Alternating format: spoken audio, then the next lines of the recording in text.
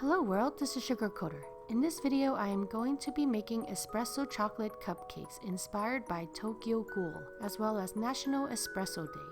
So basically, once I made the chocolate cupcake batter, I added a teaspoon of espresso powder into the batter and mixed it well together. Then, I put the cupcake batter into a cupcake maker. Cupcake makers definitely saved me a lot of time.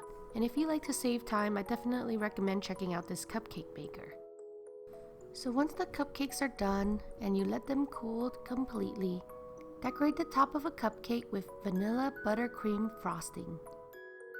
I used a closed star piping tip to create this beautiful design. Then I added some red food coloring on top and then placed a gummy eyeball in the center. You don't have to use food coloring at all. In fact, I recommend using something better like watered down strawberry jam. So that's pretty much it to this Tokyo Ghoul inspired espresso cupcake design. Let me know in the comments what you think about it. Would you like to see more videos like this? Thank you so much for watching and have a sweet day.